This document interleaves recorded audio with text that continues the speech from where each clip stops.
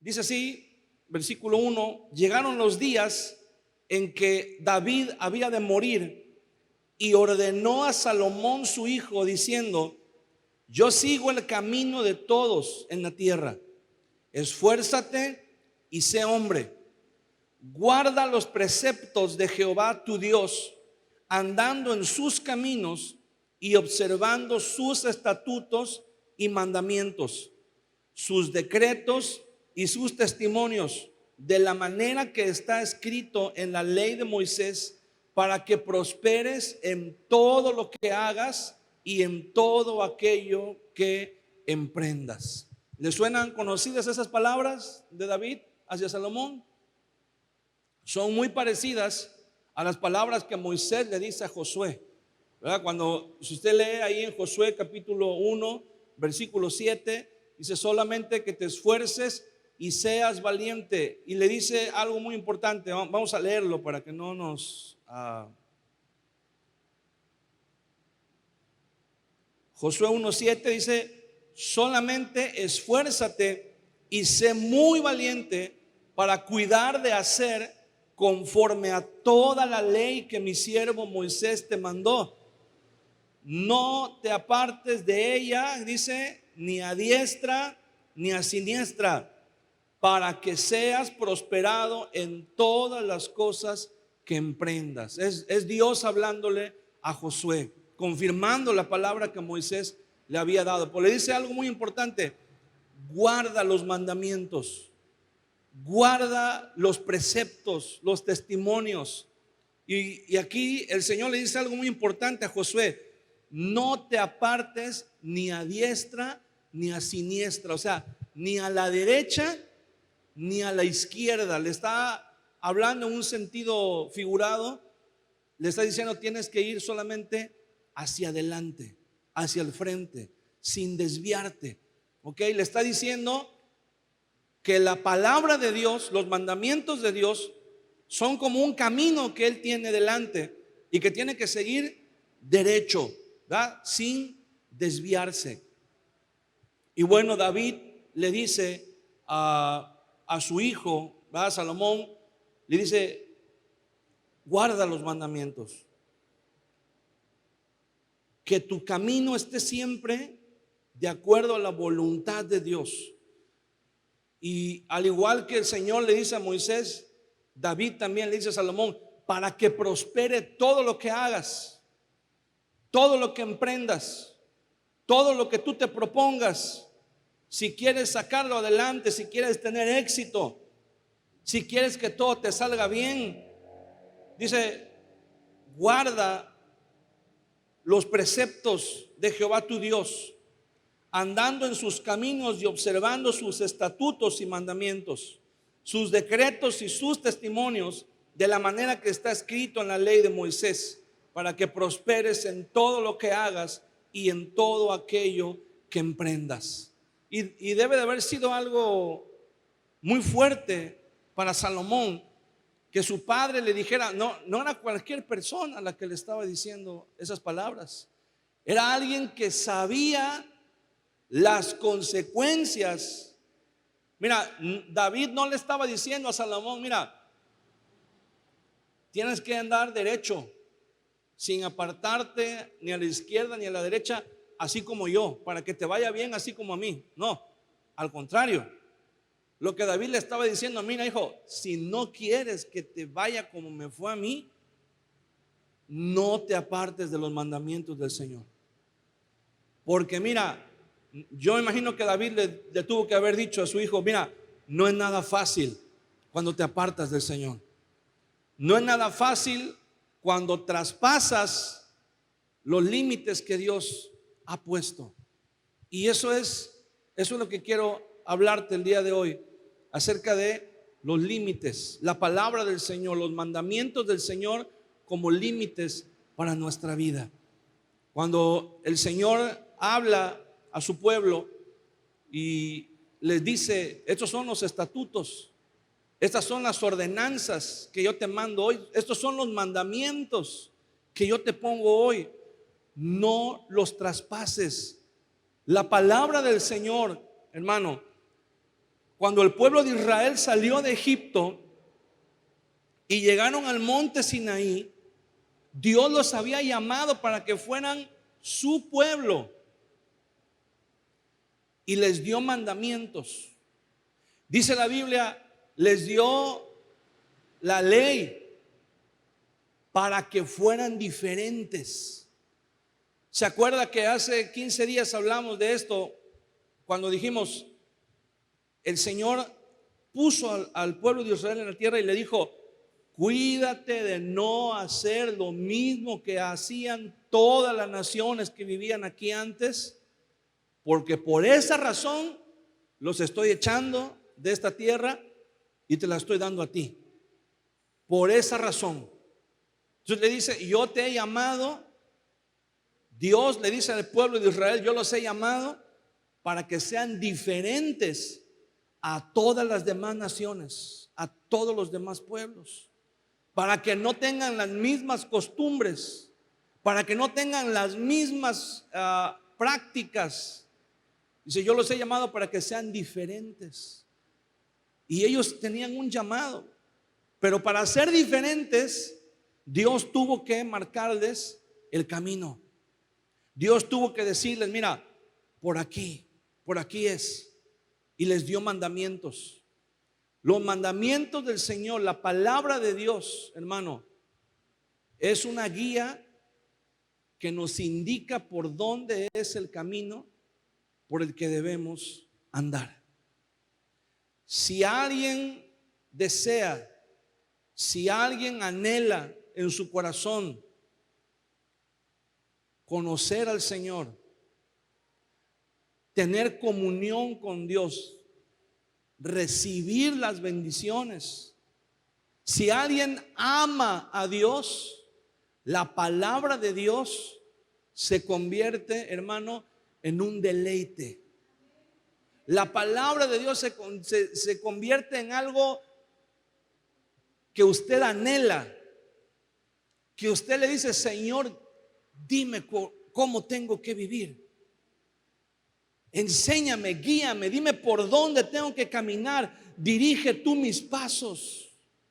Moisés le dijo al Señor, Señor, si tú no vas con nosotros, prefiero quedarme en Egipto, le dice Moisés al Señor.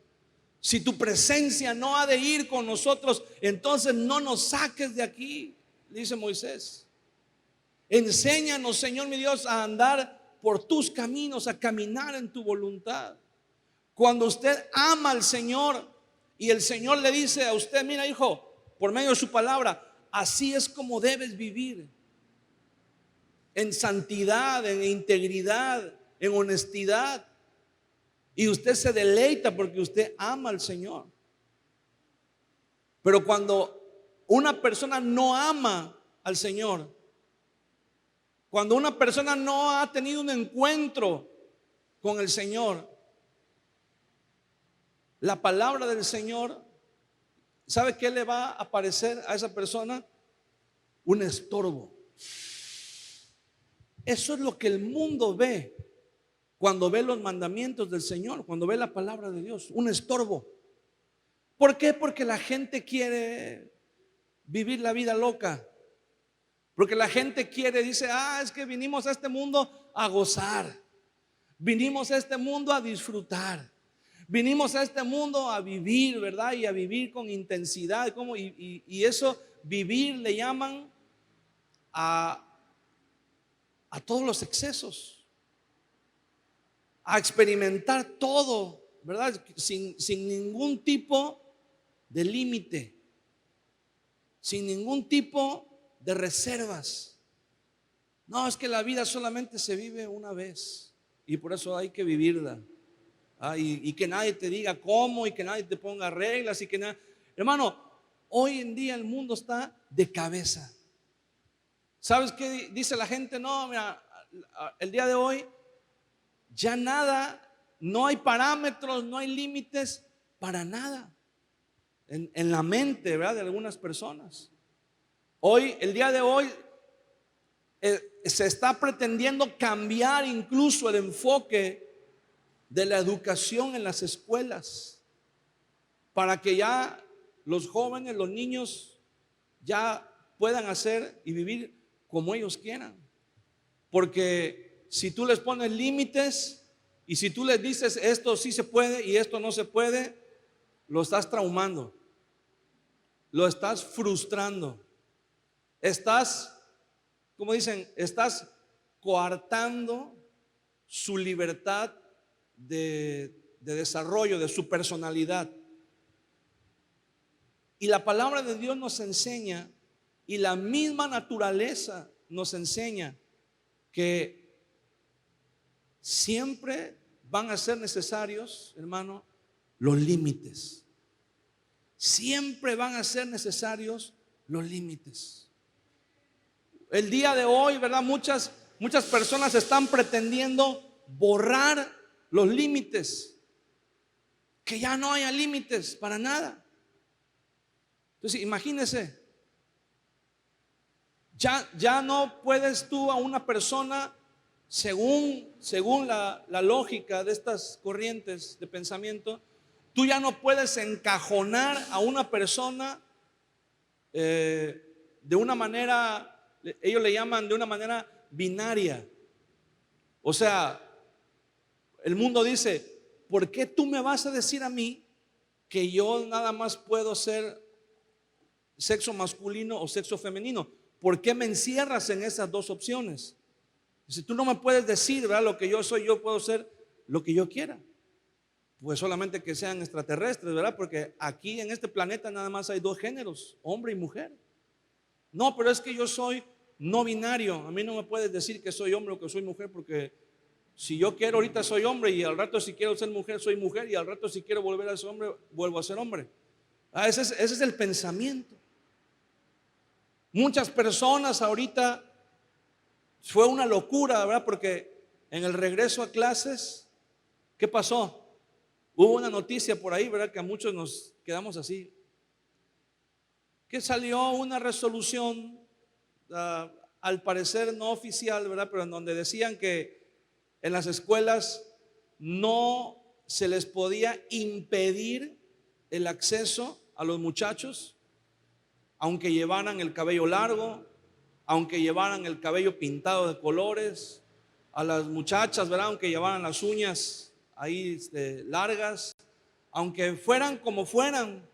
Incluso muchos levantaron la voz y dijeron, ya que se quite lo de los uniformes, ya también eso, ¿verdad? Porque están frenando, están coartando la libertad del desarrollo de la personalidad de una persona, de un joven.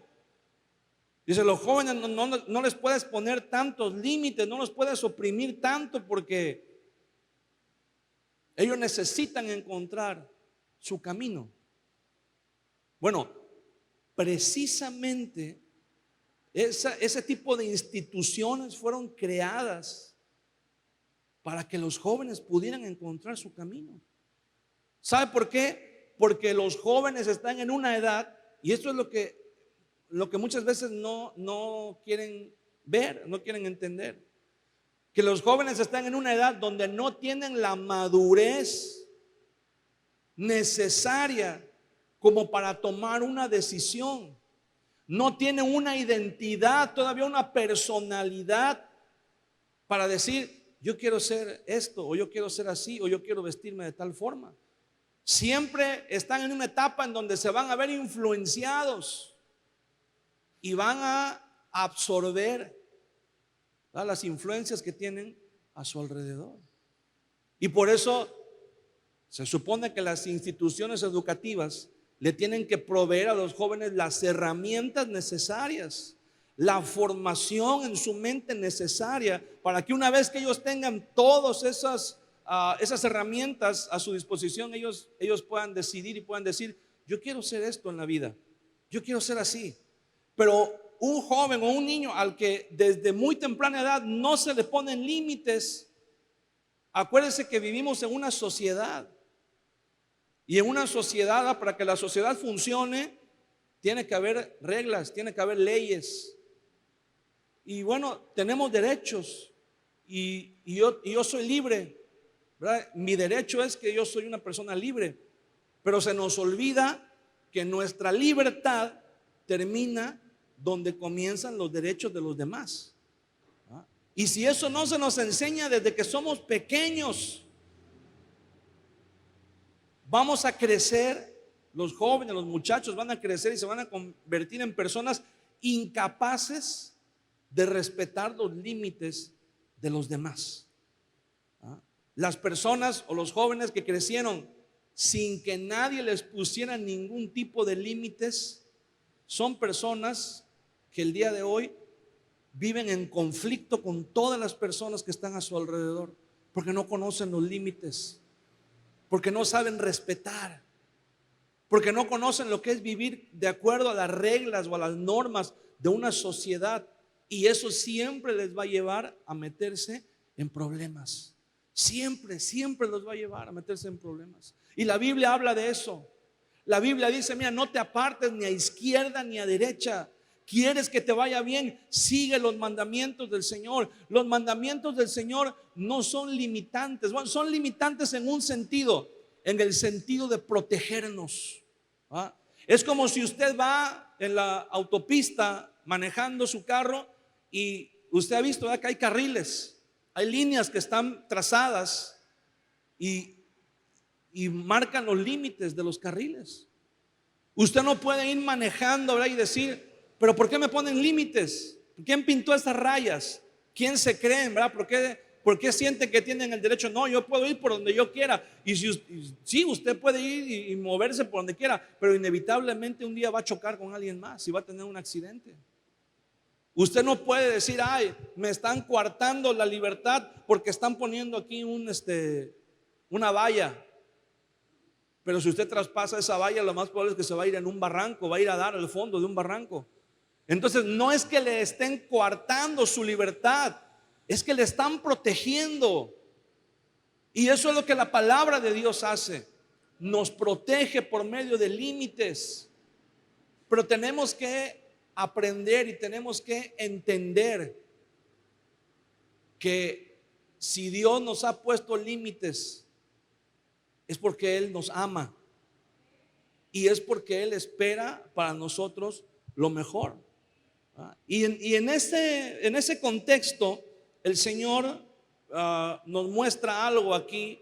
Entre todo lo que David le dice a Salomón, le deja también ahí un encarguito. En el versículo 8 dice: también tienes contigo a Simeí, hijo de Gera, hijo de Benjamín, de Bahurín, el cual me maldijo con una maldición fuerte el día que yo iba a Mahanaim. Mas él mismo descendió a recibirme al Jordán, y yo le juré por Jehová diciendo: no te mataré a espada, pero ahora no lo absolverás, porque hombre sabio eres y sabes cómo debes hacer con él, y harás descender sus canas con sangre al Seol. Fíjese bien, este hombre del que habla aquí David, Simei, usted lo puede buscar luego en las referencias, nada más lo vamos a decir así rápido para no tardarnos tanto. Este hombre era de la tribu de Benjamín, era pariente del rey Saúl. Entonces, usted sabe lo que sucedió con Saúl, ¿verdad? Mucha gente vio como algo injusto que David se haya quedado como rey y no uno de los descendientes de Saúl. Entonces, para los benjamitas, David era un usurpador. Entonces la Biblia dice que cuando Absalón, el hijo de David, se rebela y provoca una guerra civil, y David, derrotado no solamente en la estrategia militar, pero moralmente, por la causa de que quien lo estaba persiguiendo era su propio hijo, se va de Jerusalén, huye y pasa por el territorio de Benjamín, por el territorio donde vivía este hombre Simeí. Y este hombre Simeí, cuando ve que David venía con toda su gente, sale a encontrarlo en el camino y comienza a maldecirlo. Le comienza a decir: qué bueno que te pasó esto, Dios te está dando el pago, estás cosechando lo que le hiciste a Saúl. Y dice la Biblia que le aventaba piedras, le arrojaba piedras y lo maldecía. Él empezó a decirle muchas cosas. Imagínense, y David iba con la moral totalmente quebrantada. Y uno de los hombres de David le dijo, mira, le dijo a David, dame permiso, y ahorita voy y le corto la cabeza. Y David dijo, no, déjalo, vamos a dejarlo para después. Entonces cuando le dan la vuelta a la situación y David regresa a Jerusalén para volver a tomar el trono nuevamente, cuando viene otra vez por ese mismo camino, ese mismo hombre Simei regresa otra vez a encontrarse con el rey y le dice, mi amigo David ya viene de regreso. Era mentira, no te creas, era broma lo que te dije, no era en serio. ¿Cómo crees? Pues si tú eres el rey, ¿verdad? Sabía que David iba a tomar otra vez el control. Y le dice, no, mira, ¿sabes qué? Pásale, mira, tú eres mi cuate, aquí no hay problema, ¿verdad? Y amigos. Y el rey le dice, acuérdate lo que hiciste. Y a partir de ese momento Simei se quedó ahí, fue parte de la gente que estaba cerca del rey y todo. Pero el rey no se lo olvidó. Y le dice, nada más está haciendo, pero hay que tener cuidado con él. Y le dice a Salomón, acuérdate que se queda contigo, yo me voy, pero se queda contigo este Simei, ten cuidado de él. Dice, cuídate de él. Ve ahí, te encargo con sabiduría cómo vas a hacer con él, pero ten cuidado. Y entonces Salomón, después de que pasa la muerte de David y después de que ya se calman un poco las cosas, dice en el versículo 36, ahí mismo, primera de Reyes, capítulo 2. Después envió el rey e hizo venir a Simei y le dijo, edifícate una casa en Jerusalén. Fíjese bien lo que le dice el rey a Simei. Edifícate una casa en Jerusalén y mora ahí, y no salgas de allí a una parte ni a otra, porque sabe de cierto que el día que salieres y pasares el torrente de Cedrón, sin duda morirás y tu sangre será sobre tu cabeza. Y Simei dijo al rey, la palabra es buena, como el rey mi señor ha dicho, así lo hará tu siervo. Y habitó Simei en Jerusalén muchos días. Fíjese bien, Salomón ciertamente, como David dijo, era un hombre sabio. No lo llamó y le dijo, mira, córtenle la cabeza a este, porque entonces Salomón iba a quedar mal. Todos iban a decir, mira, Salomón, ¿verdad? Está empezando el reino y ya le cortó la cabeza a uno, ¿verdad? Es un rey vengativo, es un rey rencoroso, ¿verdad? Es un rey sanguinario, igual que su padre. No, Salomón actuó con sabiduría. Le dijo a Simei, lo mandó a llamar y le dijo, ven, mira, te tengo un trato, ¿qué te parece esto? Le dice. Dice, vas a venir a Jerusalén y te vas a quedar ahí. Te voy a dar un terreno, le dice el rey, y ahí en ese terreno vas a construir tu casa y ahí te vas a quedar. No vas a salir de ahí. Le puso límites. Le dijo, no vas a salir de ahí, porque el día que traspases el torrente, o sea, era un río, el día que traspases ese río, ese límite, dice, vas a morir. Y le dice, tu sangre será sobre tu cabeza. O sea, tú vas a tener la culpa y nadie más.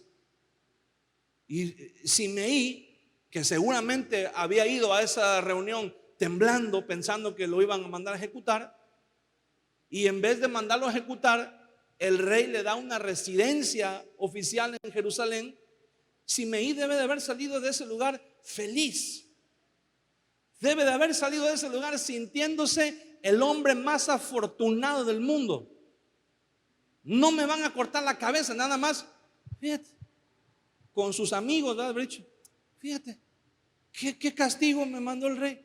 Que viva yo en Jerusalén, en la mera capital. ¿Qué me va a hacer falta? ¿Va? Tengo criados, tengo una empresa, tengo dinero, tengo una casa. ¿Qué me hace falta? No tenía nada a qué salir de ahí, Simeí. Puro Uber Eats, ¿verdad? ¿Qué quiere comer hoy? Quiero comer. Ahí le traían la comida. No, que quiero comprar esto. Bueno, ahí le mandaba a traer lo que quería comprar. No, que quiero comprar una cama, ¿verdad? Un colchón así, ¿verdad? Ahí se lo traían. Y todo lo que él necesitaba, ahí se lo llevaban. Él no vivía en un calabozo. No estaba ahí mal alimentado. No estaba confinado, mire, no estaba ni siquiera podemos decir que estaba en un arraigo domiciliario, porque era libre de hacer todo lo que quisiera. Lo único que no podía era salir de Jerusalén. Eso era lo único que no podía hacer. Y dice la Biblia, y él vivió ahí, se quedó en paz muchos días. Hermano, cuando una persona se le dice, mira, te vas a quedar aquí o vas a caminar por aquí, si a una persona tú le das instrucciones así muy generales, lo más probable es que esa persona haga lo que tiene que hacer. Si tú le dices a una persona, tienes que caminar, un ejemplo, tienes que caminar desde aquí, desde este lugar del altar, hasta la puerta,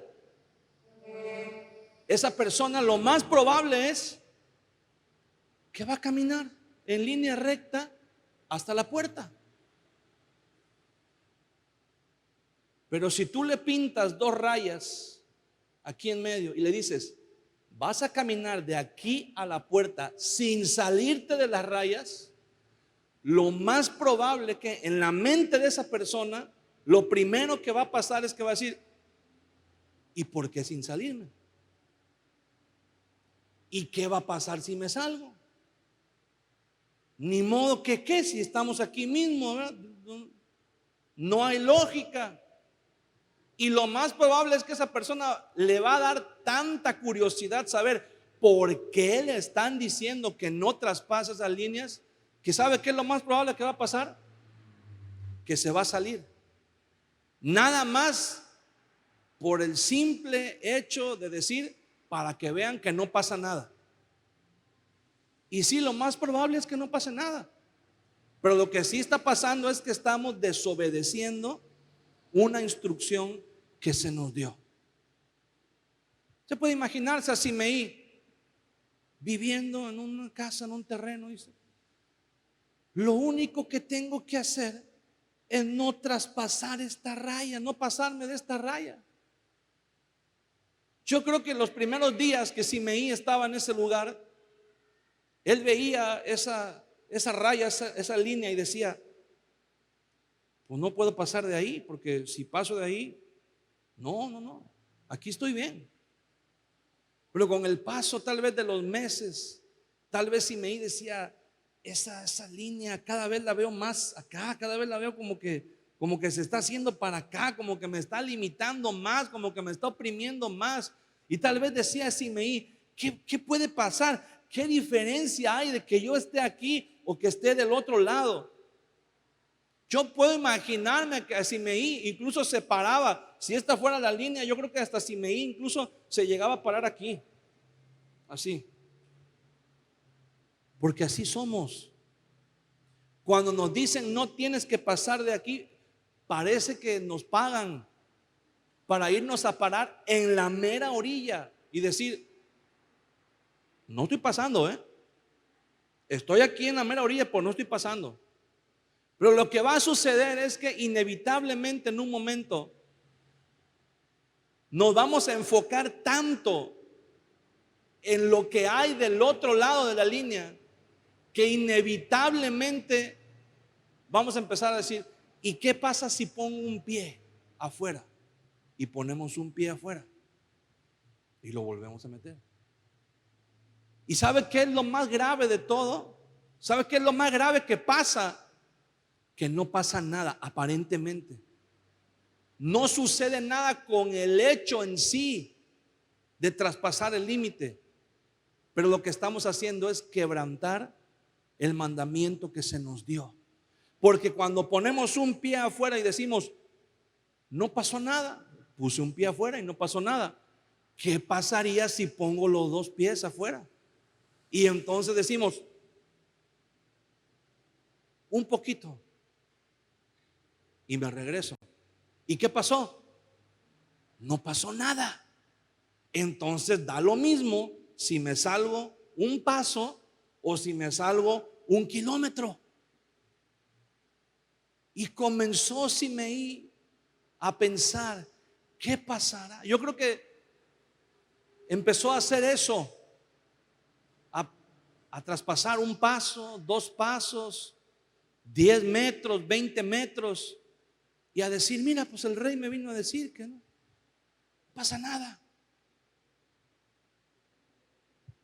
Pero lo que pasa, lo que sí pasa, hermano, es que perdemos el temor, perdemos el miedo, nos volvemos insensibles.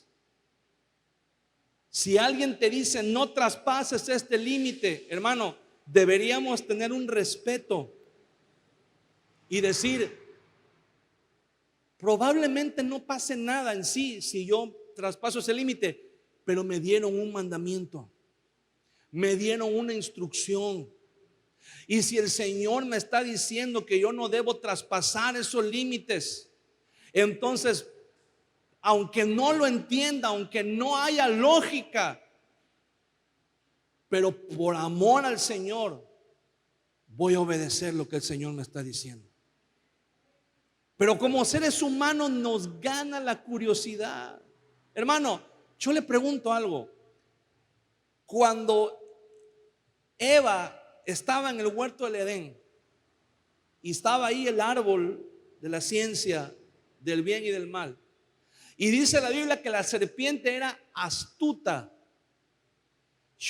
¿Sabe qué me imagino cuando leo eso? Que la serpiente era astuta. Yo imagino que la serpiente, esa no era la primera vez que observaba a Eva. Yo creo que la serpiente no llegó así nada más de buenas a primeras a decirle, oye Eva, ¿ya viste el fruto?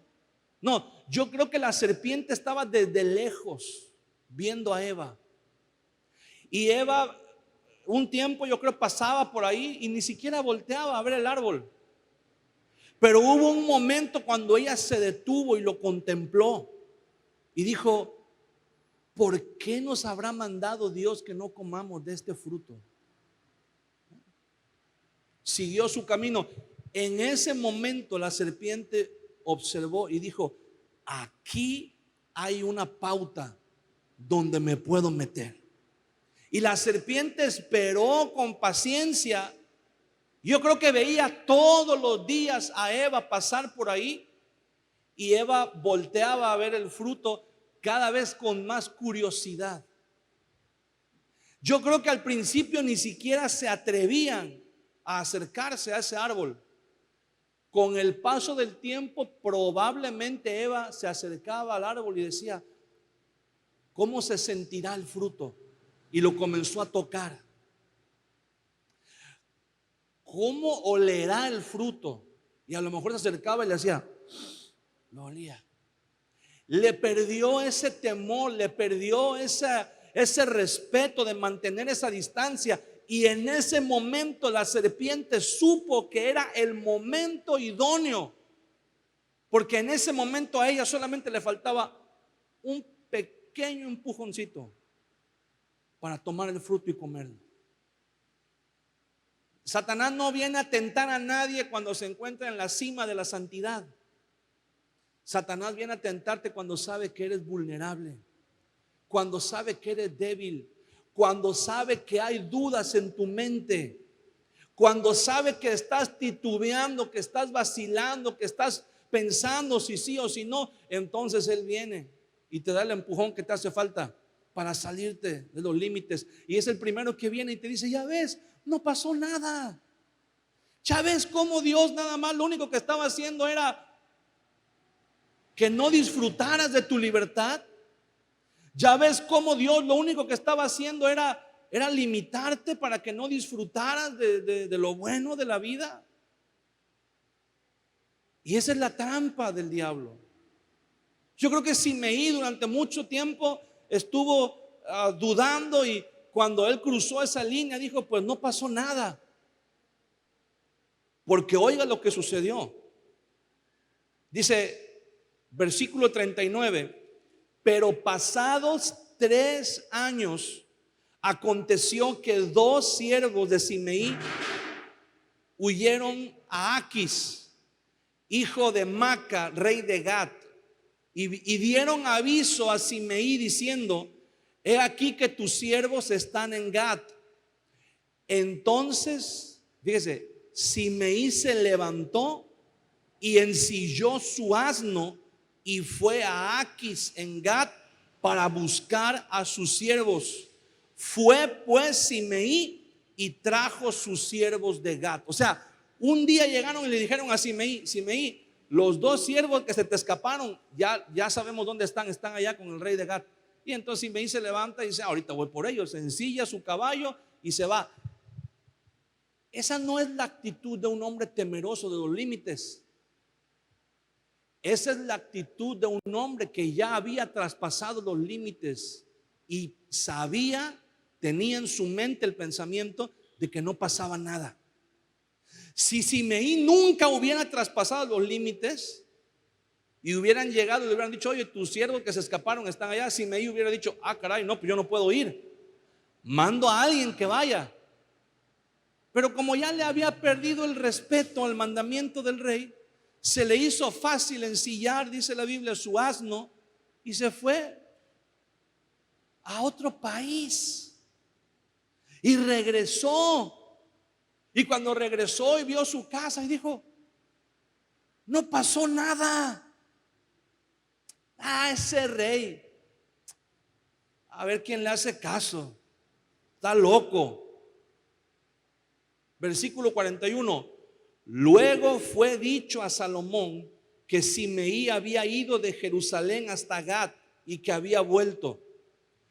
Entonces el rey envió e hizo venir a Simeí y le dijo, no te hice jurar yo por Jehová y te protesté diciendo, el día que salieres y fueres acá o allá, sabe de cierto que morirás. Y tú me dijiste, la palabra es buena y yo la obedezco. ¿Por qué pues no guardaste el juramento de Jehová y el mandamiento que yo te impuse? Fíjese bien, el rey mandó a llamar una vez más a Simeí y le dice, a ver, Simeí, ¿qué pasó contigo? ¿Por qué traspasaste el juramento? ¿Por qué? Dice, y todavía, entonces sí, le sacó el historial y le dice, dijo además el rey a Simeí, tú sabes todo el mal, el cual tu corazón bien sabe que cometiste contra David, contra mi padre David. Jehová pues ha hecho volver el mal sobre tu cabeza. Y el rey Salomón será bendito y el trono de David será firme perpetuamente delante de Jehová. Entonces el rey mandó a Benaía, hijo de Joiada, el cual salió y lo hirió y murió. Y el reino fue confirmado en la mano de Salomón.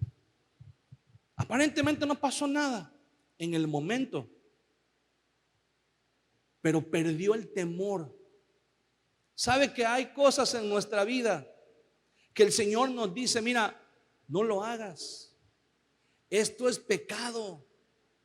Pero decimos, sí es pecado, pero no es pecado grave. No es un pecado así que digas, uy, qué pecado. Es un pecadito. La teología, hay algo que se llama la teología liberal, que es una corriente teológica que viene desde el siglo XVIII, en donde los teólogos quisieron cambiar los conceptos de Dios, los conceptos que maneja la Biblia, los conceptos que vienen y que dicen, mira, esto es pecado y esto es santidad. Y entonces ellos dijeron, no, hay que reinterpretar todo, porque la Biblia a veces exagera un poco. Y entonces son los que vienen y te dicen, la Biblia contiene la palabra de Dios. Y ojo, porque eso se escucha muy correcto, pero nosotros no creemos que la Biblia contiene la palabra de Dios. Nosotros creemos que la Biblia es la palabra de Dios. Y entonces ellos vienen y dicen, no, hay que replantearnos todo lo que la Biblia dice. Y entonces, sobre todo, ¿verdad?, surge en el seno de la Iglesia Católica.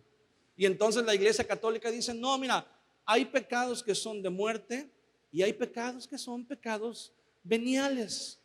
O sea que se pueden ahí medio maquillar con una penitencia.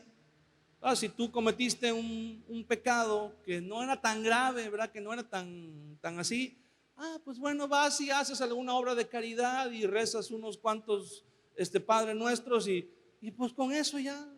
Es más, ¿sabe? La costumbre que muchas personas tienen, y a lo mejor hasta usted también la tenía y ni sabía por qué, ¿verdad? Pero hay muchas personas que cuando pasan frente a un símbolo de la Iglesia Católica se persignan, ¿sí? Bueno, eso es porque un papa hace mucho tiempo dijo que había pecados tan comunes que los cometemos a cada rato, pero que eran tan así ligeros, que incluso si tú pasabas frente a una cruz o frente a una iglesia y te persignabas, automáticamente con persignarte era como si te sacudieras esos pecados y ya se te cayeron, ya se te fueron. Entonces, por eso la gente se quedó con la costumbre de que pasas y me sacudo los pecados, ¿no? Los más ligeritos. Ya los más gravecitos, pues ya voy y hago penitencia, ¿no? Algo así. Como que interpretan como que Moisés, cuando Moisés bajó del monte con las 2 tablas, es como si Moisés hubiera dicho, mira, en esta tabla están los mandamientos los más graves, los que si los traspasas es pecado grave, y en esta otra tabla están los que no hay problema, los puedes ahí medio machacar y no pasa nada. Y la Biblia no enseña eso. La Biblia nos dice que el pecado es pecado y que el pecado destruye, no importa qué tan pequeño o qué tan inofensivo parezca en un momento, marca un precedente para algo más grave. Siempre el pecado es como una pequeña semilla, es como un poco de levadura que termina fermentando toda la masa, no importa qué tan poquita sea, si lo dejas el tiempo suficiente, termina fermentando toda la masa. Y a eso se refiere la palabra de Dios, cuando nos dice que tenemos que guardar los mandamientos sin apartarnos ni a la izquierda ni a la derecha. Y hay gente que dice, pero ¿por qué Dios es tan aburrido? ¿Pero por qué Dios es tan así, un Dios opresor? ¿Verdad? Dicen, por eso dicen, nos quitamos el yugo de Dios y somos libres. No te puedes quitar el yugo de Dios. No se puede. Esa gente que dice, mi vida, mis reglas, mi cuerpo, mis reglas, mi casa, mis hijos, mis reglas. Y piensan que porque es su hijo, o porque es su casa, o porque es su cuerpo, o porque es su vida, pueden hacer lo que ellos quieran. Es mi cuerpo, mis reglas. Si me quiero tatuar, me tatúo. Si quiero abortar, aborto. Si me quiero perforar, me perforo. Si me quiero transformar de hombre a mujer o de mujer a hombre, me transformo. Si me quiero operar y cambiar, es mi cuerpo, son mis reglas. A esa gente hace falta que les recordemos que allá hay un Dios que dice: mi mundo, mis reglas. ¿Ah? Y de eso no podemos escapar. ¿Quieres estar fuera de las reglas de Dios? ¿Quieres estar fuera de la jurisdicción de Dios? Ni aunque te vayas a otro planeta, porque el universo es de Él. Ni aunque te vayas a otro mundo, no podemos escapar. Y el pecado es pecado. Y cuando el pecado, permitimos que el pecado entre a nuestras vidas, hermano, el pecado no trae sino muerte y destrucción. Y Dios nos está hablando y nos está diciendo: hey, yo soy un Dios que pone límites. Y ese es el Dios que la gente no quiere conocer. Ese es el Dios que la gente no quiere entablar una relación con Él, porque me va a poner límites, porque ya no voy a poder hacer lo que yo quiera. Y hay gente que aún dentro de la misma iglesia batallamos, porque entendemos que necesitamos estar con Dios, pero nos cuesta trabajo rendirle nuestra voluntad a Dios y decirle: Señor, está bien, te entrego a ti el control, voy a caminar por donde tú me digas. Nos cuesta horrores, nos cuesta mucho trabajo. ¿Por qué? Porque estamos acostumbrados a ir por donde nosotros queramos y a hacer lo que nosotros nos gusta hacer. Y cuando venimos a la palabra de Dios y encontramos que la palabra de Dios nos dice que Dios ha puesto límites y nos ha dicho cómo tenemos que vivir, muchos de nosotros chocamos. Y hay mucha gente el día de hoy que nos hacemos llamar cristianos, pero Cristo no es nuestro Rey. Es nuestro Salvador, pero no es nuestro Señor. Nuestro Señor seguimos siendo nosotros mismos. Nuestro Señor sigue siendo nuestra carne, nuestros pecados, nuestra voluntad. Seguimos gobernando nosotros. ¿Sabe cuál es la canción favorita de todas las personas que están en el infierno? Bueno, hay dos. Los que le gustan las rancheras, su canción favorita es la que dice: pero sigo siendo el rey. Porque ellos siguen siendo el rey de su vida. Y los otros que les gusta la música más clásica es la de My Way, ¿verdad? De Frank Sinatra. Entonces, ¿por qué? Porque estamos acostumbrados a hacerlo todo a nuestra manera, a mi manera, ¿verdad? Como yo quiero, a como yo digo, a como yo siento, a como a mí me gusta. Y cuando nos encontramos de frente con la voluntad de Dios, nos damos cuenta que estamos yendo en la dirección equivocada. Y entonces, hermano, hay muchas personas que pretenden ajustar a Dios, ajustar la palabra de Dios y decir: esto no es tan malo, esto no está no es tan pecado. Y la palabra de Dios es clara. Cuando Dios nos habla y nos dice: tienes que vivir en honestidad, tienes que vivir en integridad, tienes que caminar en santidad, no puedes traspasar estos límites, ¿verdad? Cuando Dios nos habla y nos dice: no puedes, si traspasas estos límites, estás en pecado. Uno sabe, hermano, uno no necesita que tanto. Hay cosas que sí somos ignorantes, ¿verdad? De las cosas espirituales, pero hay cosas que por sentido común tú sabes que no tienes que traspasar esos límites. Hay cosas que tú sabes perfectamente bien. Hay personas con las que tú sabes que no te tienes que perder ese respeto, que no tienes que cruzar esa línea. Cuando hay un varón y cuando hay un trato con una mujer que no es tu esposa, y a veces es necesario por el trabajo o por donde vives o por qué sé yo, pero tú sabes, sin necesidad de que Dios venga y te diga, tú sabes que hay un límite que no puedes cruzar. Tú sabes que hay una pauta que tú no puedes traspasar, porque si se pierde el respeto, si entras en una confianza que ya no es sana, va a haber consecuencias. Tú sabes que si te encuentras algo, si ves algo que no es tuyo y que está mal puesto ahí, pero tú sabes que no es tuyo, no lo tienes que tomar. Pero si lo tomas, estás traspasando, te estás brincando un límite.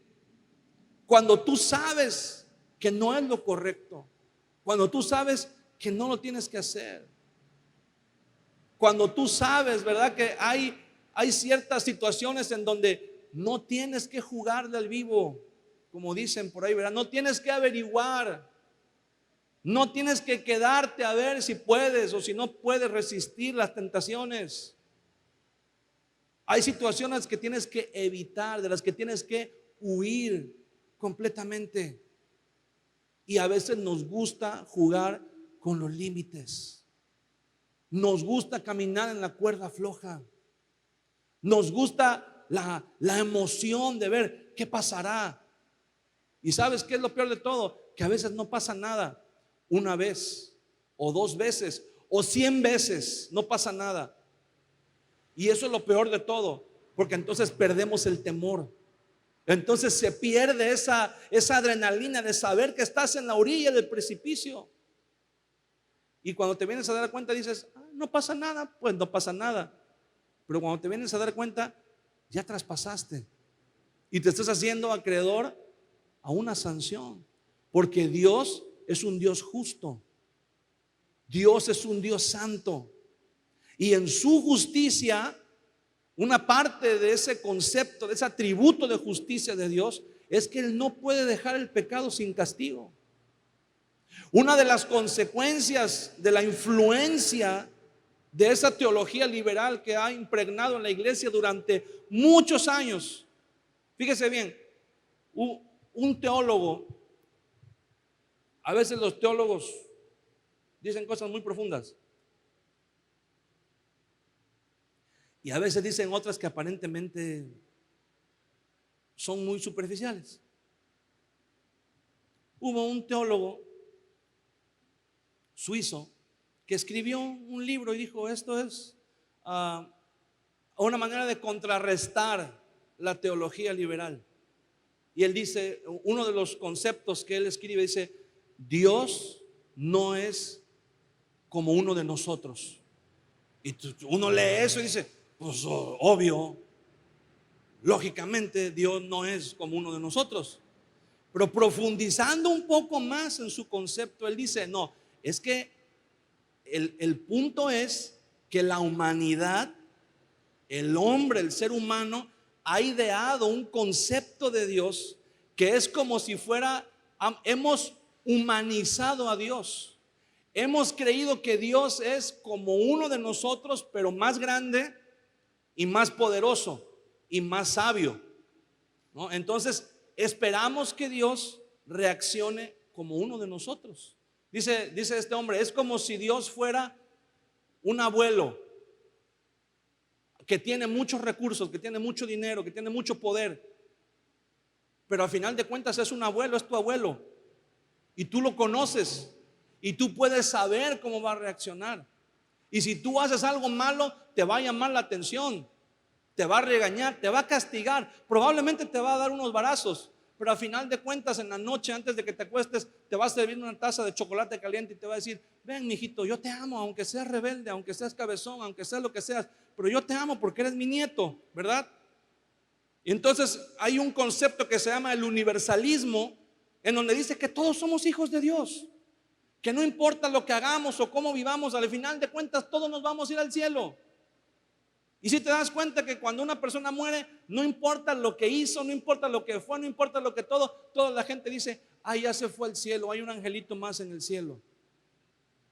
Esa es la influencia del universalismo, que dice que todos somos hijos de Dios, cuando la Biblia dice que a los que le recibieron, a los que creyeron en su nombre, les dio la potestad de ser hechos hijos de Dios. Solamente a los que creen en Jesucristo. no a todos los demás. Y este concepto afecta de tal manera que hay muchos cristianos que piensan que aunque vivan en pecado todavía, de todos modos, al final de cuentas, Dios los va a perdonar y los va a pasar por alto y no va a pasar nada. Y la Biblia no enseña eso.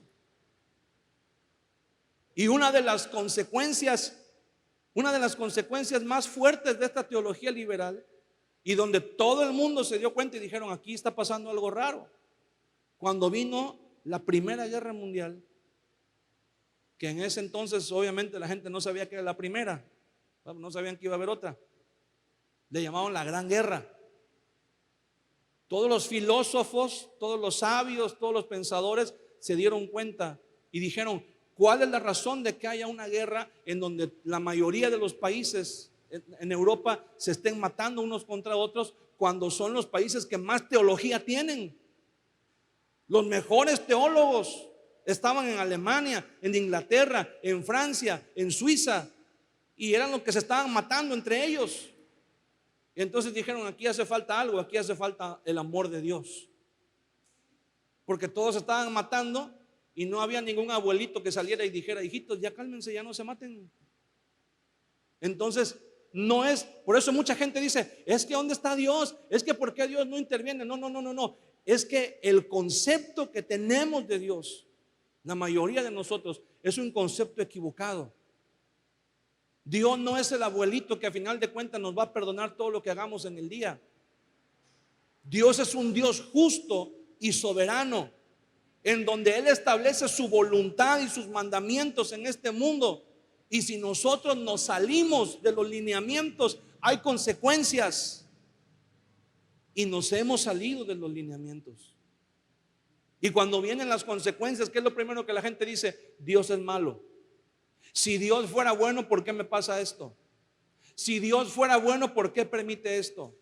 Y lo que está sucediendo no es por culpa de que Dios sea malo, es por la razón de que hemos traspasado los límites que Dios ha estado estableciendo desde el principio. Hemos perdido el temor de Dios. Hemos perdido ese temor de faltarle al respeto, de violar sus mandamientos, de quebrantar sus leyes. Y el día de hoy nos espantamos, ¿verdad? Nos hacemos los espantados de que el mundo está como está. En el libro de Números,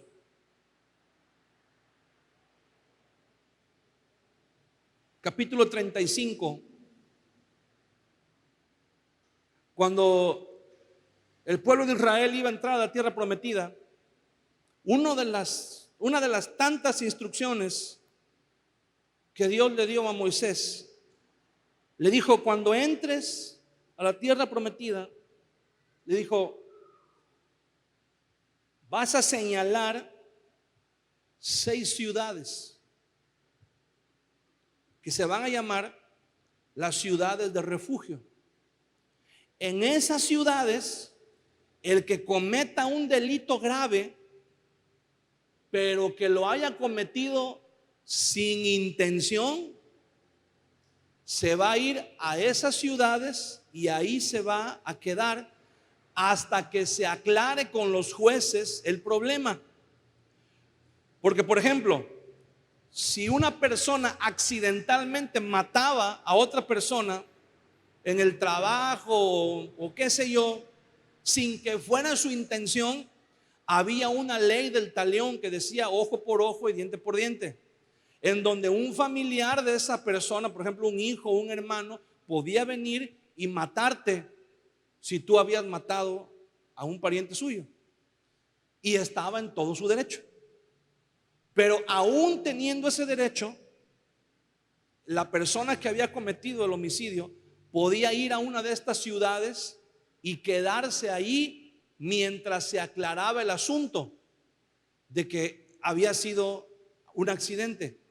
Y mientras esa persona estaba dentro de esa ciudad de refugio, el vengador, que así se le llamaba, el vengador de la sangre, aunque estaba en su derecho, no podía hacerle nada a esa persona.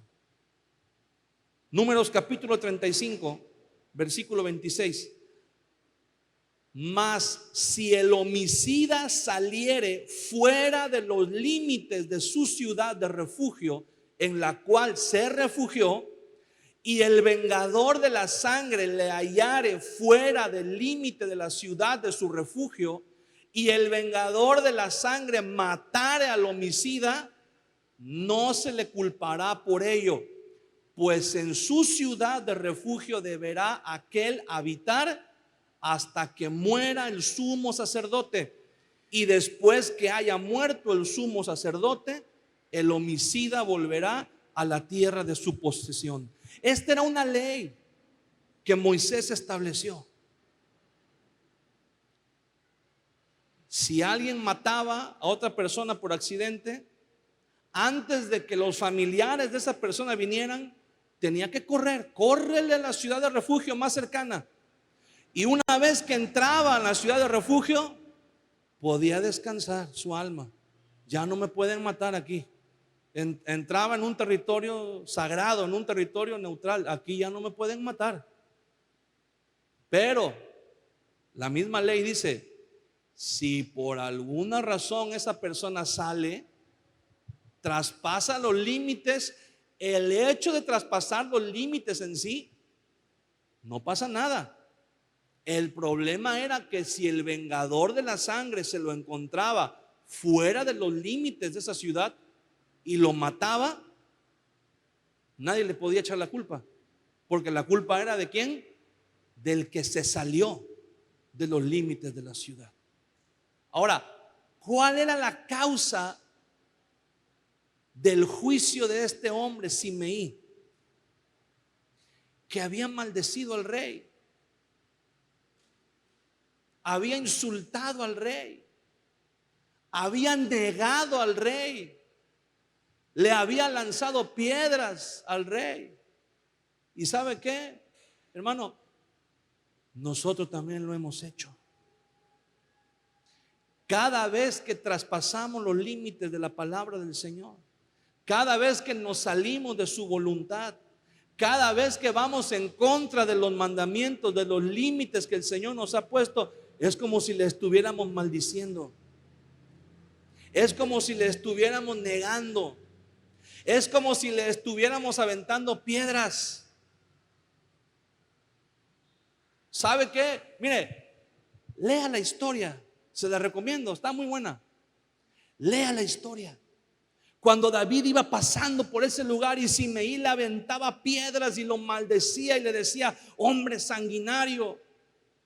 Y dice la Biblia que había un hombre junto a David que era su hombre de confianza, el general de su ejército. Y le decía, David, dame chance de que yo vaya. Mira, te traigo la cabeza. ¿Cómo vas a dejar que ese hombre insulte a mi señor el rey? Y David le dijo, aguanta, déjalo. Sí está mal lo que está haciendo, le dice, pero yo le quiero dar chance. Déjalo. Hermano, ¿sabe? Cuando yo leo esto, yo me imagino al Señor que está en su trono sentado. Y cuando usted y yo, vamos a poner de ejemplo yo. Cuando yo quebranto los mandamientos del Señor, cuando yo niego la gracia de Dios, cuando yo me salgo y digo, no, hoy voy a hacer lo que yo quiero. No, esa es la voluntad de Dios, pero hoy yo voy a hacer lo que yo quiero. Estoy blasfemando, estoy maldiciendo, estoy apedreando al rey, al Señor. Y yo me puedo imaginar los ángeles del Señor que están ahí a un lado, le dicen, Señor, dame chance para que aprendan a no blasfemar tu nombre. Ahorita le voy a mandar un rayo, le voy a mandar ahí un tráiler de 3 que le pase encima ahí para que aprenda a no blasfemar tu nombre. Y el Señor le dice, dale chance. Todavía no es tiempo del juicio. Y sabe, hermano, las consecuencias de ese pecado que no nos alcanzan. A veces pecamos, hermano, y ¿sabe qué hacemos? En vez de avergonzarnos por pecar, ¿sabe qué hacemos a veces? Nos sentimos orgullosos. Me salí con la mía. Pequé y no me pasó nada. Pude irme en la semana a pecar y me dio chance de regresar el siguiente domingo a la iglesia, y aquí estoy y no me pasó nada. Y a veces no nos damos cuenta que es porque el mismo Señor está deteniendo el juicio y está diciendo: te voy a dar chance, te voy a dar una oportunidad, te voy a mostrar mi misericordia una vez más. Pero el Señor nos está diciendo, mira, lo mismo que le dice a Simeí: pero quédate en Jerusalén. Quédate en Jerusalén. ¿Sabe por qué? Mira, Jerusalén no era ciudad de refugio. Según la ley de Moisés, Jerusalén no era ciudad de refugio. Pero para Simeí, Salomón la convirtió en ciudad de refugio. Él dijo: ahí vas a estar. Porque la condicionante de la ciudad de refugio era que mientras el sumo sacerdote vivía, la persona tenía que quedarse en esa ciudad de refugio. Cuando el sumo sacerdote moría, entonces esa persona perdía la protección de la ciudad de refugio y tenía que irse. Y si a los otros ya se les había pasado el coraje o ya lo habían perdonado, pues ya se rayó. Pero si lo estaban esperando para matarlo, aguas. Y el Señor nos dice: te conviene quedarte en Jerusalén. Te conviene quedarte dentro de la gracia. Ya traspasaste los límites muchos años. Ya viviste maldiciendo y negando y apedreando al rey muchos años. Y en vez de recibir las consecuencias de tu pecado, recibiste misericordia. Y ahora el Señor te dice: quédate dentro de Jerusalén, quédate dentro de la iglesia, quédate dentro de los mandamientos. No te salgas, no te apartes, no te salgas de debajo de la cobertura del Señor. Esta es nuestra Jerusalén espiritual, la iglesia. Pero ¿sabe cuál es la diferencia? Que el libro de Hebreos dice que ahora tenemos un sumo sacerdote que vive para siempre.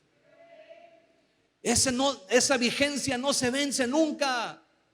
Porque dice la Biblia que el Señor Jesucristo es nuestro sumo sacerdote. Y ese refugio no se va a terminar nunca. Si usted y yo nos quedamos en Cristo, hermano, estamos dentro de la misericordia del Señor. Estamos dentro de la bondad del Señor. Pero si nosotros nos salimos y estando fuera de la cobertura del Señor, las consecuencias de nuestro pecado nos alcanzan, entonces no digas que Dios es malo. Entonces no digas que Dios se olvidó de ti. Entonces no digas: ¿por qué si Dios es bueno permite que me pasa esto? Porque la causa no es Dios. La causa es que nos hemos salido de los límites que el Señor ha establecido. Nos hemos salido de los límites que Dios ha marcado y nos han alcanzado las consecuencias de nuestras acciones. Tenemos que permanecer en Jerusalén, hermano. Los límites son necesarios. No es que Dios, ay, qué malo es Dios que nos pone límites. No, al contrario, qué bueno es Dios. Porque si estuviéramos fuera de esos límites, las consecuencias de nuestro pecado caerían sobre nosotros. Necesitamos límites, hermano. Todos necesitamos límites. ¿Has visto las peceras grandes? No sé si alguien de aquí tiene peceras en su casa, pero cuando usted va a un acuario y ve las peceras, hay una razón por la que las peceras en el fondo, en el piso, tienen piedritas. A veces incluso son piedritas de colores muy brillantes, de colores muy chillones, así muy, resaltan mucho. ¿Sabe por qué? Porque el pez que está dentro de la pecera, en el agua, él no puede ver el cristal. Él no puede ver hasta dónde termina el agua y está el cristal. Y un pez que no puede ver dónde está su límite, no nada, se queda quieto, solamente se queda dando vueltas en un círculo pequeño, un espacio pequeño. Pero cuando usted le pone piedras de colores en el fondo de la pecera, el pez nada por toda la pecera porque sabe dónde está el límite, sabe hasta dónde puede llegar, sabe hasta dónde es su territorio, donde él puede estar seguro. La misma naturaleza nos enseña que los límites son necesarios para el sano desarrollo, para el sano crecimiento. Cuando Dios nos pone límites, no nos está torturando, no nos está castigando, no está coartando nuestra libertad, nos está protegiendo de nosotros mismos. Acompáñeme estando de pie en esta tarde.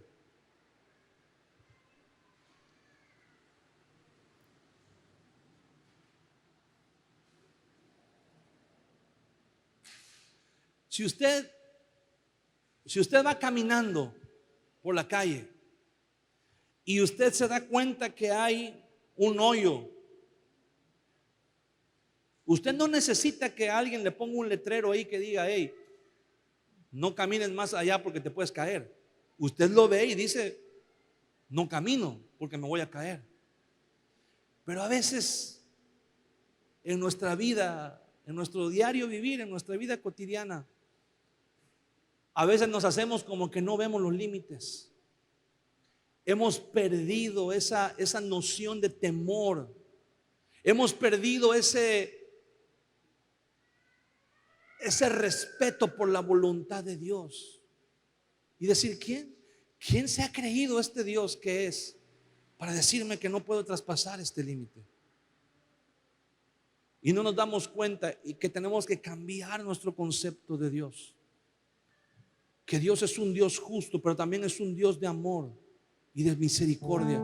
Y en su misericordia Él nos ha provisto de una manera en la cual podemos resguardarnos y estar seguros, siempre y cuando estemos dentro de los límites de esa cobertura.